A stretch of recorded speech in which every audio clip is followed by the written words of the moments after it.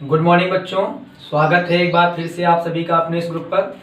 आइए, कल वाले वीडियो में जैसा आप सभी को पता भी है कि हमने बात की थी पर्सनल प्रोनाउन के क्लासिफिकेशन से संबंधित कुछ नियमों के बारे में, जहां पर मैंने आपको बताया था इट के यूज के बारे में। आज उसी से जुड़े हुए कुछ नियम सीखेंगे और एक नए प्रोनाउन के बारे में सीखेंगे जिसे रिफ्लेक्सिव प्रोनाउन कहते हैं। तो चलिए, मैटर थोड़ा ज़्यादा है इसलिए क्या है, फटाक से वीडियो स्टार्ट करते हैं। चलिए, एक एक नियम मैं आपके संग साझा कर रहा हूँ, समझते चलिए, बाकी लिख के तो मैं भेज ही देता हूँ।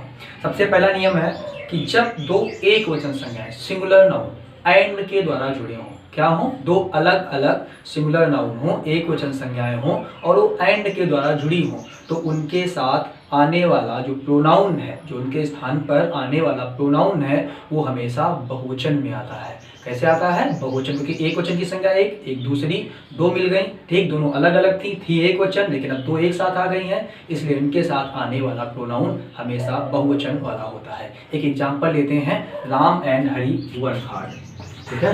एक एग्जाम्पल है, Ram and Hari work hard, जगह छोटी है, आर praised by टीचर्स। यहाँ पे लिखा है कि राम एंड हरि, कहने का मतलब यहाँ पर यह है कि राम और हरि ने कठिन परिश्रम किया और उनकी प्रशंसा किसके, उनके अध्यापकों के द्वारा उनकी प्रशंसा की गई, ठीक है। तो अब चलिए, किसकी की गई, अब यहाँ पर बताओ क्या लगाएं, ही लगाएं, प्रोनाउन आएगा ना दोनों जगह पर, तो अब ही लगाएं कि सी लगाएं, क्या लगाएं। तो हमने कहा था कि देखो, जो जीवित है उनके लिए तो ही आएगा, तो सी आएगा, तो दे आएगा। ही तब आता है जब एक वचन हो, ठीक, सी तब और पुरुष हो, सी तब आता है जब एक वचन हो लेकिन महिला हो, दे तब आता है चाहे महिला हो चाहे पुरुष हो लेकिन बहुवचन हो, एक से अधिक यूनिट को शो करें। और यहाँ पे दो दो लोग हैं इसलिए एक नहीं, इसलिए हमने अभी आपको रूल बताया, अगर दो अलग अलग सिंगुलर संज्ञाएं एंड के द्वारा जुड़ी हैं तो वो हमेशा उनके लिए आने वाला प्रोनाउन बहुवचन का होता है, इसलिए यहाँ पर हम क्या लगाएंगे, इसलिए यहाँ पर हम लगाएंगे दे आर प्रेज्ड बाय, अपने अध्यापक। अब दे अपने के लिए क्या लगाएगा, चले जाओ फटाक से दे के लाइन में पॉजिटिव प्रोनाउन को ढूंढो। तो दे सब्जेक्टिव था, इसका जो ऑब्जेक्टिव था वो देम था, इसका जो पॉजिटिव था वो क्या था, डियर था। तो हम यहाँ पे लगा लेंगे, क्या लगाएंगे, डियर टीचर्स, ठीक है। आपको समझ में आया ये पहला रूल। चलिए, ये था इसका पहला नियम। अब देखते हैं दूसरा नियम। दूसरा नियम क्या कहता है कि अगर कोई दो संज्ञाएं हैं, ठीक है, कोई दो संज्ञाएं हैं, एक वचन की ही संज्ञाएं हैं और एंड के द्वारा जुड़ी भी हैं, जो मैंने अभी आपको दिखाया। दो संज्ञाएं हैं, फिर से समझिएगा, थोड़ा सा अंतर है मात्र। दो संज्ञाएं हैं, एक वचन संज्ञाएं ही हैं, एंड से भी जुड़ी हैं, लेकिन अगर वो एक ही यूनिट को, एक ही व्यक्ति को शो कर रही हैं, तो फिर उनके साथ हम बहुवचन का नहीं बल्कि एक वचन वाले प्रोनाउन यूज करते हैं। कैसे? जैसे मैं एक एग्जाम्पल लूँ तो आपको शायद समझ में आएगा। जैसे मैं कहूँ कि the teacher and poet went to home. यहाँ पर कहने का मतलब है कि अध्यापक और पोइट माने कवि, वेंट माने गया, टू अब यहाँ जगह छोटी है, होम माने घर। अब देखो यहाँ पे आपको बताएं, पहले सबसे पहला नियम यहाँ पर ये है कि यहाँ पर अगर आप देखो तो एक टीचर है, एक संज्ञा ये है और दूसरी संज्ञा क्या है, दूसरी संज्ञा है ये पोइट वाली, ठीक, कवि की। लेकिन यहाँ पर ध्यान देने वाली बात ये है, एंड द्वारा देखो दोनों जुड़ी नहीं है, तो अगर यहाँ पर की बार आना चाहिए तो वेंट टू डियर होम आना चाहिए, जैसा अभी हमने पिछले वाले रूल में देखा, लेकिन ऐसा नहीं होगा। क्यों? क्योंकि ये दोनों जुड़ी हैं। अगर ये आर्टिकल द दोनों के पहले लगा होता तो यहाँ पर इसका मतलब होता कि एक क्या है, टीचर है और एक क्या है, कवि है। लेकिन यहाँ पर क्या है, एक ही लगा है, इसका मतलब जो आदमी टीचर है वही आदमी क्या है, पोइट है, ठीक। इसलिए ये दोनों मिलकर क्या है, एक ही यूनिट को शो कर रहे हैं, एक ही वस्तु को या एक ही व्यक्ति को शो कर रहे हैं, तो फिर इसके लिए कभी भी ये बहुवचन वाला नहीं आएगा। बहुवचन कब आता, अगर इसके पहले भी द लगा होता, तब इसका मतलब होता कि एक अध्यापक है एक कवि है, दो अलग अलग है। लेकिन यहाँ पर एक ही जगह पर लगा है अगर, तो इसका मतलब होता है कि एक ही है, तो इसलिए अपने के लिए क्या लगाएंगे। अब टीचर है, टीचर कैसा नाउन है, ठीक है, कॉमन नाउन है, अब इसका हम जेंडर भी नहीं क्लियर कर सकते। जब तक जेंडर किसी का क्लियर नहीं कर सकते हैं तब तक उसे हम मैस्कुलिन जेंडर के जैसे ही मानते हैं, ठीक है। पुरुषों को ही वरीयता दी जाती है और पुरुषों के लिए क्या लगता है, ही अपने के लिए क्या लगाता है, हिज, इसलिए हम यहाँ पर क्या लगा देंगे, हिज लगा देंगे। उम्मीद करता हूँ रूल समझ में आया होगा। इसको थोड़ा ध्यान से समझिएगा, फिर बता दूँ, अगर दोनों जगह लगा है दादा, ठीक है, हाँ दादा, तो समझ रहे हो। अच्छा, इसे कब दा बोलते हैं, कब डी बोलते हैं, इस पर भी हम बातचीत करेंगे। अब बता ही दें। अच्छा, अगर ये स्टार्ट हो रहा है किससे, कांसोनेंट से, जिसके आगे लगा है वो कांसोनेंट से, कांसोनेंट मतलब व्यंजन से स्टार्ट है, तो फिर इसे दा कहेंगे, ठीक है। अगर ये वावेल से स्टार्ट है तो फिर इसे दी कहेंगे, ठीक। इतनी बात थी। तो ये रूल था, दूसरा रूल था। अच्छा, जब ये एक ही है तो इनके साथ जो हमेशा वर्ब आएगी वो एक क्वेश्चन वाली ही वर्ब आएगी। अगर यहाँ पर ये वर्ब में हम फिर से रूल देखेंगे, अगर अलग अलग दा लगा होता तो यहाँ पे वर्ब भी कैसी आती, जो बहुवचन के साथ आती है वो वर्ब आती है, ठीक है। ये था नियम number 2।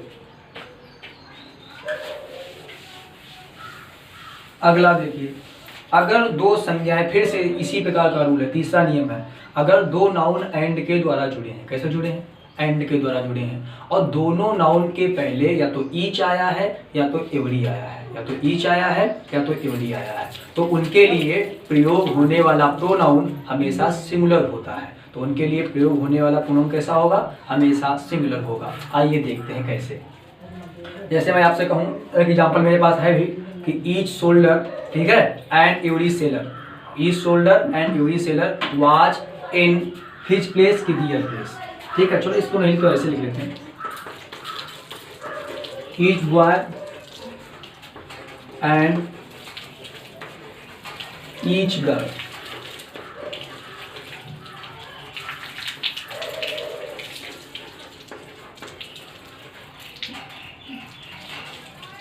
Played game.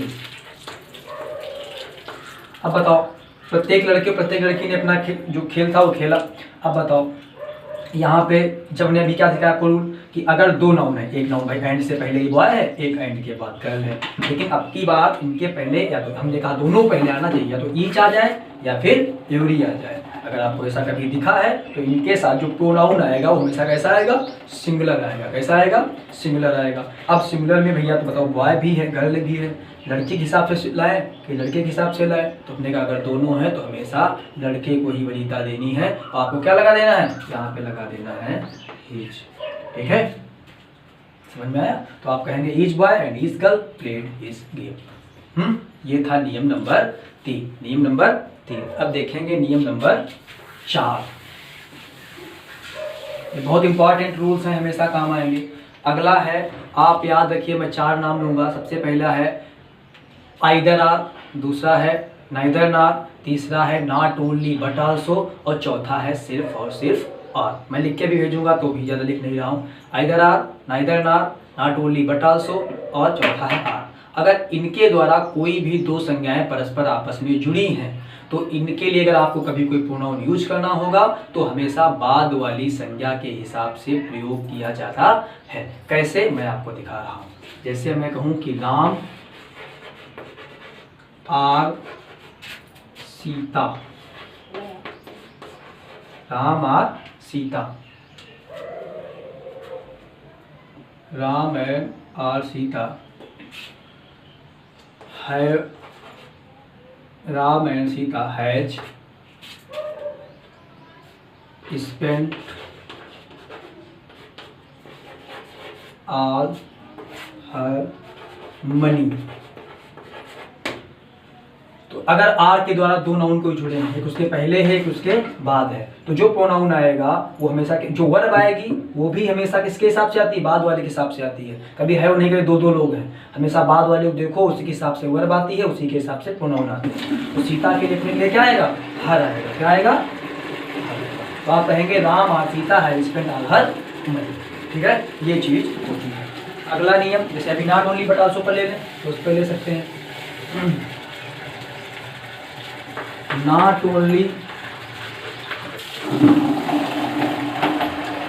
not only Raman but also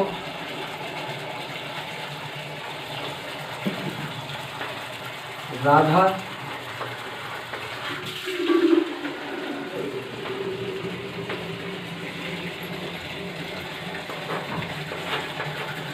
colour ना करो तो प्रिंटेड कर लो, ठीक है।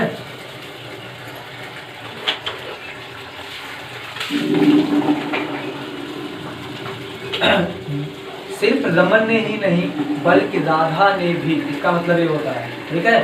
सिर्फ रमन ने ही नहीं बल्कि राधा ने भी अपना घर की क्या की, पुताई की। अब बताओ अपने के लिए किसके हिसाब से है, रमन के हिसाब से है, राधा के हिसाब से है, कि दो दो हो गए हैं तो बहुवचन हो गए हैं। इसलिए अभी आपको सिखाया कि नॉट ओनली के द्वारा, नॉट ओनली बट आल्सो के द्वारा, आइदर आर के द्वारा, नाइदर नार के द्वारा। अगर कोई दो नाउन जुड़े हैं तो हमेशा बाद वाले के हिसाब से वर्ब आती है और बाद वाले के हिसाब से प्रोनाउन आता है। तो राधा के लिए क्या आएगा, राधा के लिए क्या आएगा, राधा के लिए आएगा, ठीक है। तो ये नियम होता है, ठीक है। ऐसे कुछ नियम इसके अंदर हैं, रूल्स हैं। तो हमने आपको कुछ बेसिक रूल बताए, बाकी मैं भी लिख के आपको भेजूंगा तो आप वहाँ से इसे देख लीजिए, ठीक है। अब एक प्रोनाउन है अगला टाइप का, जिसे हम कहते हैं रिफ्लेक्सिव प्रोनाउन, उसके बारे में बातचीत करेंगे। रिफ्लेक्सिव प्रोनाउन इसे कहते हैं निजवाचक सर्वनाम।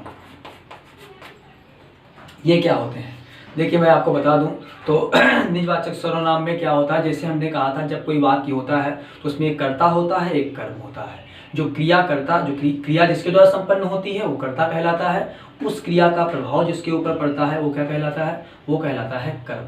लेकिन अगर कभी ऐसा हो जाए कि जिसने वो क्रिया की है, ठीक है, जिसने क्रिया वो की है, तो जो कर्ता है, जिसने वो क्रिया की, उस क्रिया का प्रभाव भी उसी कर्ता के ऊपर ही पड़ने लगा, ठीक है। जैसे मैंने कहूँ मैंने स्वयं को मार लिया, तो अब क्या हुई, मतलब अभी मैंने स्वयं को चोट पहुंचाई है, तो जो चोट पहुंचाने काम किया वो भी मैंने किया, जिसका प्रभाव पड़ा वो भी मेरे ऊपर ही पड़ा है, ठीक है।